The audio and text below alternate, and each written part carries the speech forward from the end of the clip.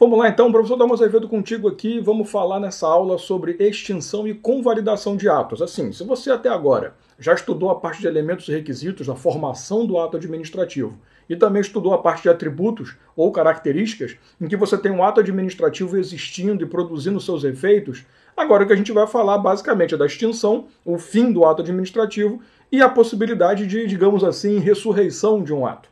Vamos dividir esse ponto aí para a coisa ficar bem clara para você. Primeiro vamos falar sobre extinção. Quando você fala em extinção do ato, o ato administrativo ele pode sofrer uma extinção, ele pode deixar de existir de diversas formas possíveis. A gente pode dividir aqui essas formas de extinção em dois grupos, tá? O grupo que raramente é cobrado em prova e o grupo que é cobrado pra caramba em prova. Então o que eu vou fazer com você? Eu vou passar para você aqui, a gente vai conversar sobre aquelas formas que menos são cobradas em prova. Depois, nós vamos ali para a tela, em que eu vou montar um quadrinho com você para facilitar muito a sua vida e você poder desenvolver um trabalho sobre aqueles que são muito mais cobrados, tá? Então vamos lá. Primeiro tratando aí das formas de extinção que são menos comuns de serem cobradas em prova.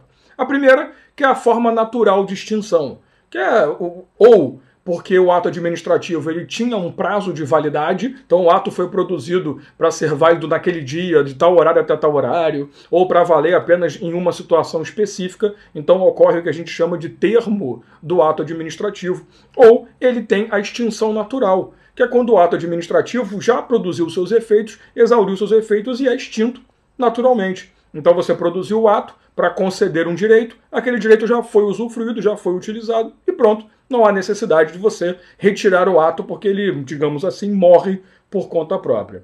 A segunda forma também muito rara de se falar é a extinção do ato administrativo por desaparecimento da coisa ou da pessoa. Isso pode acontecer, né? Às vezes você, aliás, me perdoe falar isso, mas às vezes você adquiriu um terreno, conseguiu uma licença para construir, só que por um evento da natureza, infelizmente, aquele terreno foi soterrado, foi destruído. Então, o desaparecimento da coisa ou da própria pessoa, né? Vai que o dono do direito do ato administrativo venha a falecer. Faz parte. A mesma coisa também com a renúncia, que também é uma forma de extinção, porque você está abrindo mão daquele ato administrativo, daquele benefício ou daquela situação que foi concedida a você. Essas três formas, a forma natural, o desaparecimento e a questão da extinção por renúncia, elas são as formas assim tratadas meramente na doutrina e não são muito cobradas, realmente são muito pouco cobradas em prova. Mas dentro desse universo de que são pouco exploradas, tem duas que têm mais possibilidade de aparecer. E essas duas, elas vão entrar junto, né, numa subclassificação junto com as outras que caem bastante. Então, na realidade, nós temos, como eu te falei, aquelas formas que raramente caem e as formas que caem muito. Só que assim, eu poderia dizer para você que são 4 formas grandes. De novo, a forma natural, o desaparecimento, a renúncia e a retirada do ato. Só que dentro da retirada do ato nós temos 5 formas de extinção. Dessas 5, 3 caem muito em prova e 2 raramente. Então entra aí no clássico, pode ser que caia. Então, para ser bem realista com você, eu vou falar dessas duas que pouco caem, para a gente continuar esse grupo aí de que são pouco exploradas, e depois a gente vai para a tela e desenvolve lá, dentro das hipóteses de retirada, aquelas que são muito cobradas em prova. Tá? Então, qual é a ideia? Eu tenho uma coisa chamada contraposição. A contraposição ocorre sempre que um ato posterior, um ato superveniente, automaticamente desfaz o ato anterior, sem precisar que essa extinção seja explícita, seja clara, sabe? Seja expressa. Porque, basicamente, o novo ato, ele automaticamente contradiz o que o ato anterior disse. O clássico que nós temos como exemplo é nomeação e exoneração para cargo comissionado. Que você tem um ato que nomeia. Depois você tem um ato que exonera. Esse ato, na linha temporal, no lapso temporal, automaticamente desfaz a validade da nomeação. E eu não preciso dizer no ato, olha, fica revogada, fica extinta a nomeação. Não há necessidade nenhuma. Porque ele se contrapõe. Por isso o nome é contraposição. Alguns chamam de derrubada. Mas é um nome meio feio, né? Então contraposição é mais comum. Assim como nós temos a caducidade, que é muito parecida. A diferença é que na caducidade não surgiu um novo ato que desfez o anterior. Surgiu uma nova lei. E sob essa nova lei, aquele ato administrativo não tem mais validade. Isso acontece muito nos planos diretores, né? Às vezes você recebe uma licença para construir. Você pode construir 5 andares da sua casa. Beleza. Vem um novo plano diretor e diz, olha, naquela região agora só pode construir até 3 andares. Você está no segundo, acabou de construir o terceiro, sei lá, aquela sua licença se perde. Você teria que renovar a licença porque houve uma alteração nos requisitos essenciais. Então, qual é a ideia da caducidade? Uma nova legislação, ela determina a extinção do ato, por quê? Porque esse ato não se adequa mais à nova legislação. Lembre-se que no direito administrativo, a questão de direito adquirido é mais exceção do que regra, não tanto igual nos outros direitos, tá? Então, só para você poder enxergar, tá? O que eu estou querendo dizer? Nós temos, a forma natural, desaparecimento de coisa ou pessoa, nós temos a renúncia e nós temos a retirada do ato. Essas três aqui aparecem em uma prova a cada 600 anos. Só que dentro de retirada nós temos o que nós vamos trabalhar daqui a pouco, que são anulação, revogação e cassação. Essas caem bastante, então tem que dar uma baita atenção. E caducidade e sobreposição, que eu já vi em algumas provas, mas é muito difícil. Então, você tem aqui um grupo de 5 formas de extinção raramente cobradas e 3 que são extremamente importantes, que são hipóteses de retirada. Também, falar hipótese de retirada é só uma forma de organizar, tá? Porque se você parar para analisar também, as bancas nem se preocupam em ficar falando sobre isso, não. Beleza? Então vamos falar aqui dessas 3 que são muito importantes. Para facilitar a sua vida, nós vamos montar aqui um quadro em que eu vou colocar aqui, anulação, revogação e cassação. E em cima disso aqui, nós vamos montar um esqueminha com as informações que são essenciais para o nosso trabalho. Então um risquinho aqui, outro risquinho aqui. Para você conseguir identificar esses caras, eu preciso, deixa eu só fazer isso aqui direito, né, para ficar uma coisa mais ou menos decente, eu preciso trabalhar 4 informações com você, tá? Eu preciso trabalhar o motivo, o que leva aquele ato a ser retirado dessa forma, a legitimidade, quem é que pode efetivamente, os efeitos e a questão de prazo, tá? Então, com isso daqui, a gente consegue montar tudo o que é essencial para o nosso trabalho. Vamos lá. A anulação, ela ocorre sempre que você se depara com um ato que é ilegal. Isso aqui é uma coisa muito importante, tá? Nessas 3 formas de retirada, nós temos necessariamente um fato ensejador, um motivo para que aquilo aconteça. Então, efetivamente, eu preciso desenvolver o seguinte: quando eu me deparo com uma questão que fala que um ato administrativo é ilegal, eu não posso discutir com ela. A única forma de retirada que eu posso aplicar é anulação. Só que quando você fala ilegal muito ilegal. Tipo assim, o ato administrativo ele surgiu ilegal, ele já foi criado sob uma atmosfera de ilegalidade. Má-fé, fraude, alguma situação que não respeitou a lei. Então a ilegalidade é desde o nascedouro do ato, beleza? Quando você fala em revogação, você fala na retirada de um ato legal. Porém, ele se torna, com o passar do tempo, inconveniente ou inoportuno. Isso daqui é diferente.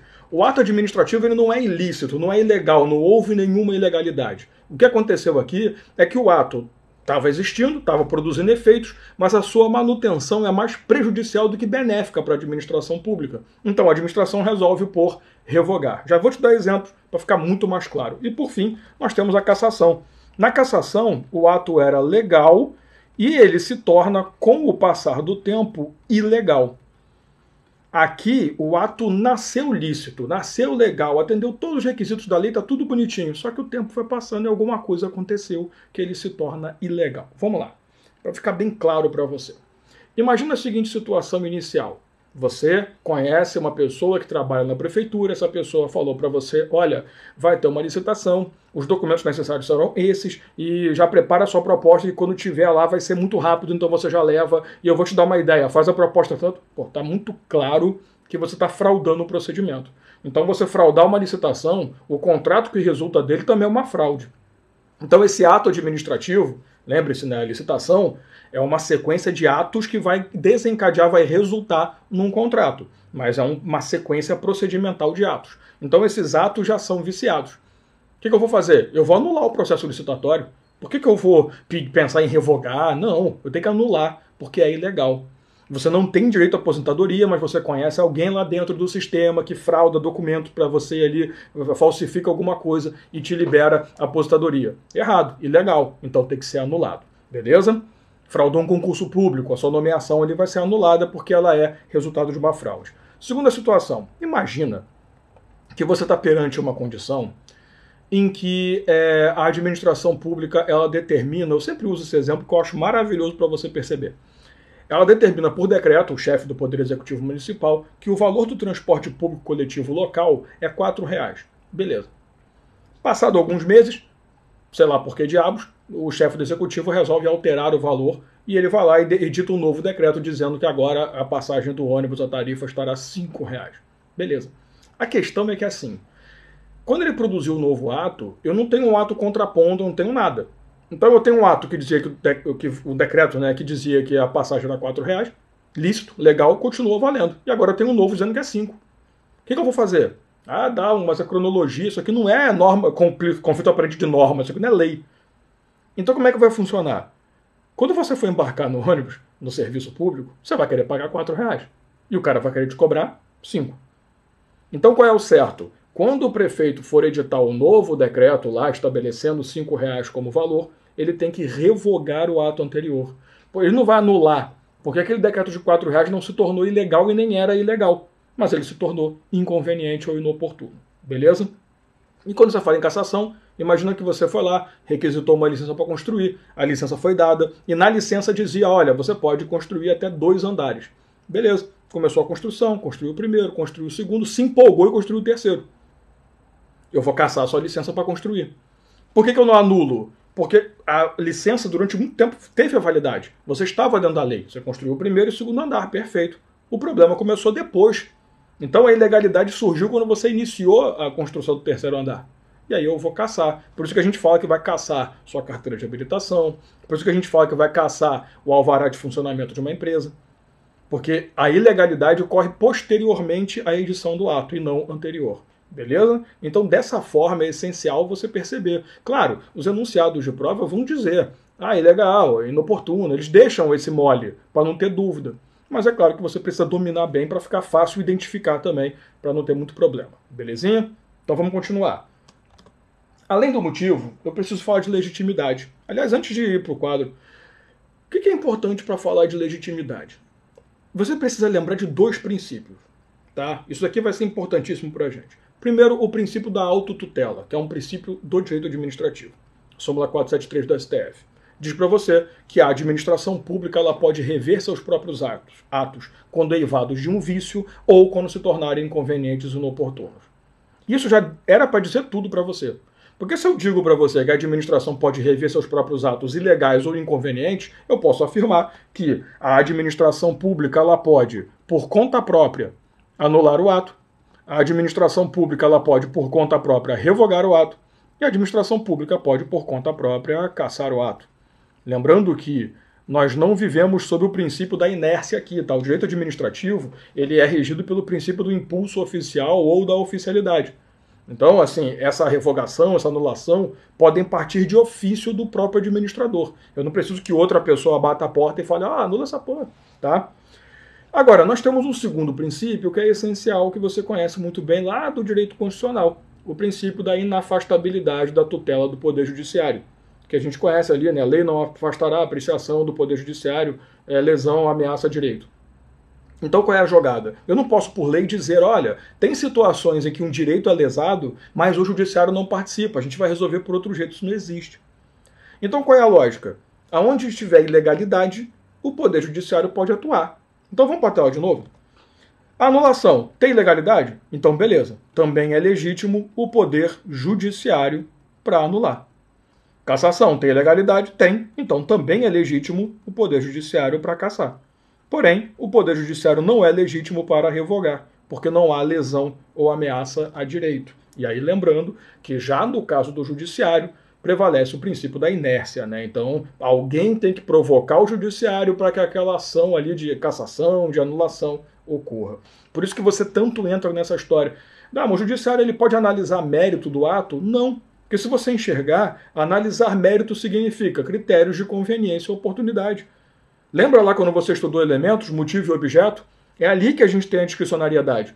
Então, não dá para o Poder Judiciário atuar em cima de um ato discricionário no seu mérito. Isso é impossível.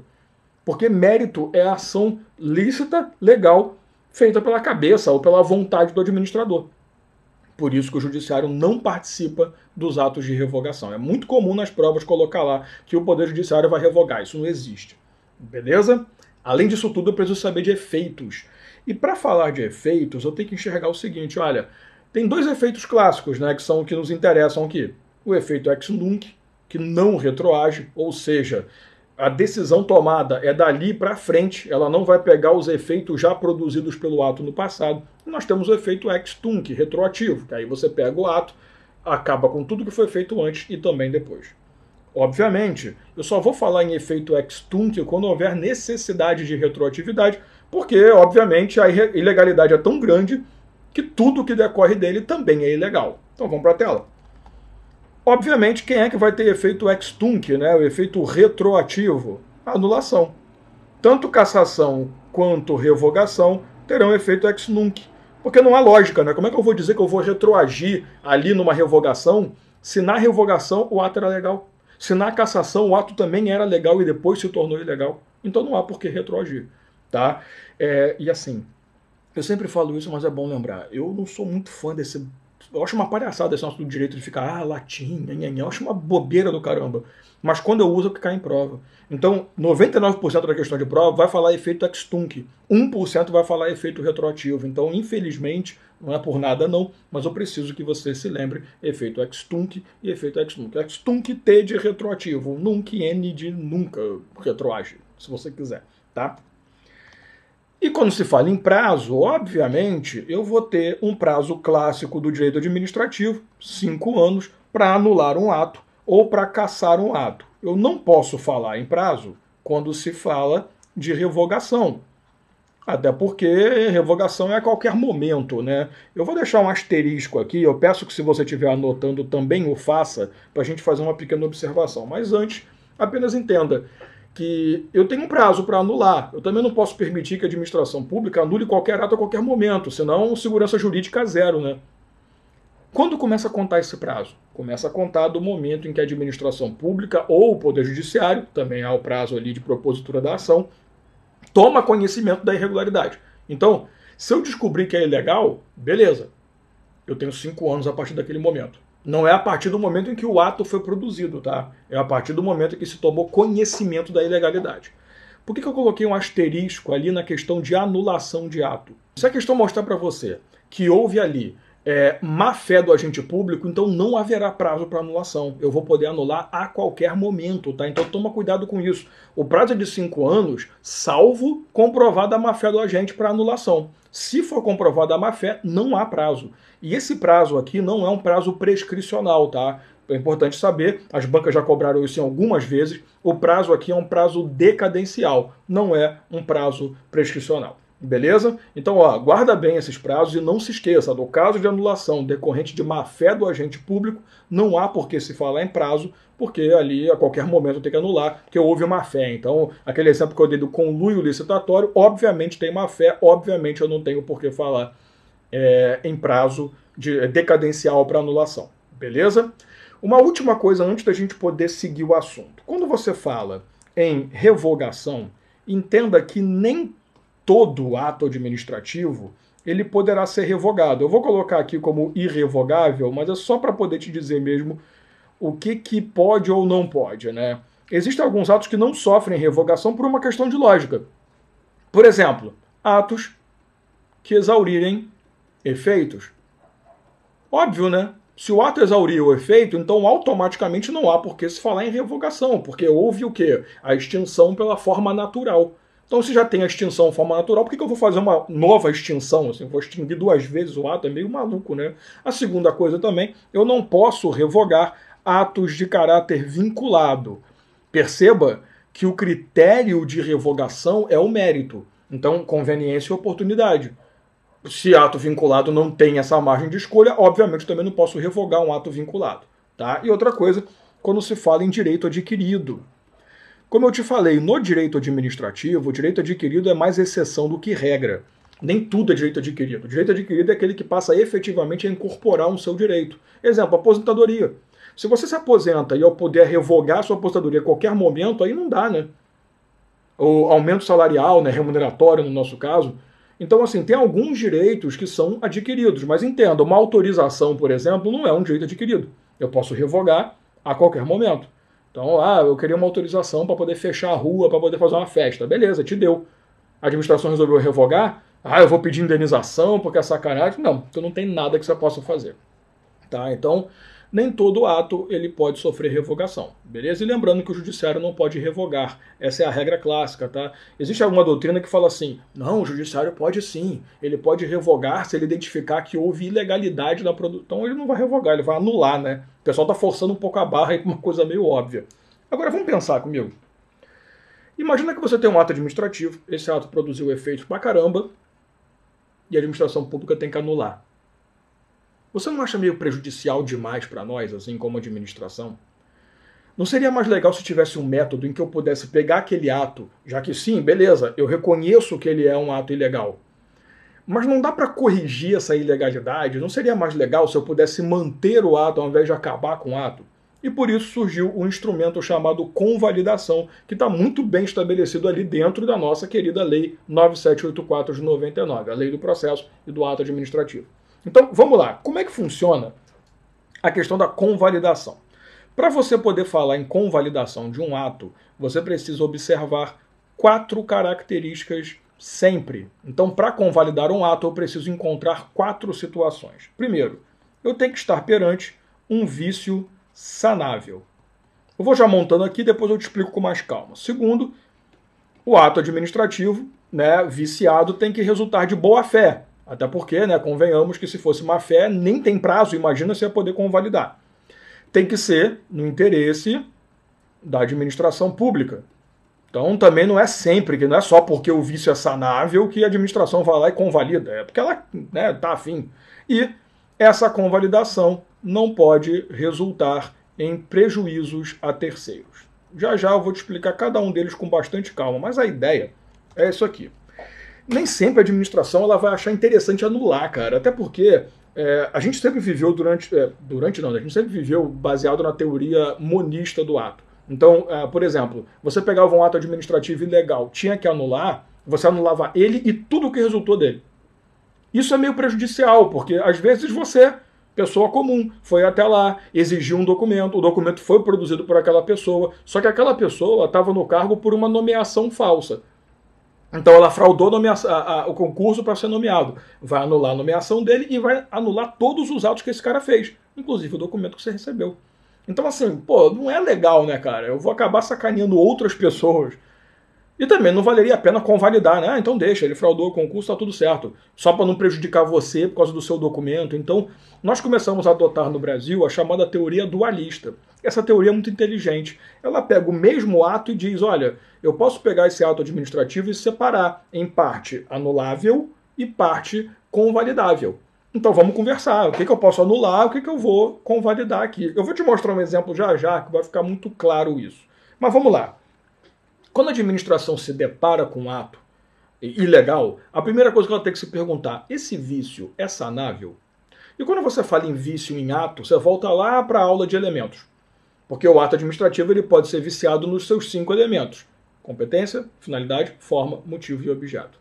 O que a doutrina diz e o que está muito bem estabelecido, vamos para a tela para você nunca errar. Só teremos vício sanável se for vício de competência ou de forma. Essa é a primeira coisa que você precisa saber. Então, se a questão falar, um vício na finalidade, nunca é convalidável, nunca dá. É o que a gente chama de vício insanável ou ato nulo. Tá? Então, vício de finalidade, motivo e objeto é vício que transforma o ato em nulo, não anulável. Agora, vício de competência e forma é anulável, exceto... Então, primeiro, quais são os vícios sanáveis? Vício de competência e forma, salvo se a competência for exclusiva. Então, se a questão falar que a competência é exclusiva, se torna um vício insanável, e se falar que a forma é obrigatória. Se a forma era obrigatória, então o vício também será insanável. Exemplo, eu quero aplicar uma advertência para você e a lei exige que a advertência seja por escrito. E eu fiz a advertência verbal. Ah, não tem problema não, depois eu reduzo isso a termo, eu transformo isso em documento. A produção do ato em si já é ilícita, né? Já é ilegal, o vício é insanável, não dá para corrigir. Então, primeira coisa, Quando que o vício é sanável? Competência e forma. Se apareceu na questão lá, vício de competência, vício de forma, tranquilo, não tem conversa. Só cuidado se ele for explícito e falar. Vale destacar, vale ressaltar que a competência era exclusiva. A forma era obrigatória do ato. Aí não dá para convalidar, não. Então, são vícios insanáveis. Competência exclusiva, finalidade. Forma obrigatória, motivo e objeto. São vícios sanáveis, que fica mais fácil pensar assim. Competência quando não exclusiva, finalidade, e forma quando não obrigatória. Fechou? Além disso, a administração vai olhar e... beleza, o vício é sanável. É um vício de competência. O agente público agiu de boa fé? Tranquilo. Tenho interesse? Tenho. Vai prejudicar alguém se eu convalidar o ato? Não. Então vamos convalidar. Perceba que eu coloquei aqui um sinal de mais. E no direito você sabe que isso aqui significa E, né? E toda vez que no direito tem E, é E de verdade. A gente não tem E de brincadeirinha, não. Nunca foi tão aditivo um E quanto no direito geral, né? Não só no administrativo, tá? Deixa eu te dar um exemplo para ficar muito claro, mas assim, quando a administração pública ela tem que anular, passou 5 anos e não fez nada, pode acontecer convalidação também, tá? Que a gente chama de convalidação tácita, já que ela não anulou, convalidou. Quando ela aplica essas regras, identifica as características, a gente chama de convalidação expressa. Exemplo para ficar muito legal para você. Imagina um concurso público que você tinha ali 300 vagas. Tá? O concurso foi feito e nós tivemos 280 pessoas que foram aprovadas e outros 20 aqui. Então, os 300 vagas. Pensa que você está aqui, entre esses 20. Só para você poder entender. Aliás, melhor não. Deixa eu colocar você ali em cima. Você vai entender por quê. Depois eu coloco você aqui embaixo. Primeiro momento, né? Você está aqui entre os 280. Quem são esses 280? São pessoas que estudaram pra caramba, aturaram aulas do Dalma, aturaram aulas da Raquel, aturaram aulas de um monte de gente para poder passar no concurso. Então, passou no concurso, nunca mais vai olhar pro Caveira na vida. Feliz pra caramba. Putz, estou livre desses caras. Evandro é o cacete. Beleza. Aí, você passou na prova e vai tomar posse. Só que os outros 20 são pessoas que fraudaram o concurso, não estudaram nada, tiveram acesso ao gabarito antecipado, compraram a prova, sei lá. Pergunta. Na teoria monista, como é que funcionaria? Após descobrir irregularidade, nós iríamos pedir anulação, perfeito? Uma vez anulado, retroagiria. Então você anula o concurso e anula a nomeação de todo mundo. Você acha justo? Não, né? Porque você está entre 280. Agora, ao mesmo tempo, para não causar injustiça, eu posso convalidar o concurso. E aqueles 20 que entraram fraudando vão continuar. Você acha justo? Não, porque 20 pessoas fraudaram e tiraram vagas de outros 20 que estudaram. Então, por isso, a gente aplica no direito hoje a teoria dualista. Olha como é que funciona. Para esses 280 que eu tenho certeza que estudaram, nós vamos convalidar o ato. Então, a sua nomeação será convalidada. Para esses 20 aqui, nós vamos anular. Então, o mesmo ato administrativo, ele pode ser dividido em parte convalidável e parte anulável, tá? Agora vamos trocar a sua posição e vamos colocar você aqui embaixo para te explicar a última coisa que nos importa dessa aula. Vamos dizer que nesse período entre nomeação e anulação passaram-se 3 anos. Então você trabalhou pra caramba, tá? Vou botar 4 logo para mostrar que você ainda se tornou estável. Tá? Então, durante 4 anos você recebeu remuneração, férias, teve aumento, recebeu bônus, recebeu abraço, tapinha nas costas, um monte de coisa. Depois, foi anulado, retroagiu, né? Efeito ex-tunc, eu vou desfazer a tua nomeação e tudo o que aconteceu. Pergunta, você vai ter que devolver tudo que você recebeu nesses 4 anos? E esses 4 anos de atividade não serão contados para eventual aposentadoria, um direito eventual para frente aí? E a resposta é não, você não precisa devolver e tudo será contado. Por conta de uma teoria chamada teoria do funcionário de fato. Porque assim, você não era... A teoria é antiga, por isso o nome é funcionário, tá? Mas se você quiser atualizar, a teoria do agente público de fato ou do servidor de fato. Pela lógica, você teria que devolver tudo. Mas na boa, por mais que você tenha fraudado o concurso, você trabalhou. Você ficou 4 anos passando avaliação, trabalhando, tendo que cumprir horário. Então você foi um funcionário de fato. Você fez jus à remuneração que você recebeu. Só não era de direito, então vaza. Entendeu? Essa é a teoria. Por isso que, vai contar tempo de serviço? Vai, porque você trabalhou, cara. No final das contas, por mais errado que você estivesse, você trabalhou. Então essa é a ideia da teoria do funcionário de fato. Então percebe como é que a gente conseguiu aplicar a teoria dualista e a teoria do funcionário de fato ao mesmo tempo numa só situação. Tá? Então, quando se falar em convalidação, você precisa enxergar que existe essa necessidade de olhar, olha, nem tudo vai ser anulado, porque os atos resultantes ali daquele ato ilegal que foi anulado não necessariamente serão atos anuláveis. Agora, pô, mas Dalmo, não podia convalidar esses 20 que fraudaram? Vamos manipular a informação? O vício é sanável. Você foi nomeado pessoa competente. Ou a forma foi tudo certo. Vou te convencer, tá? Eu tô te enganando.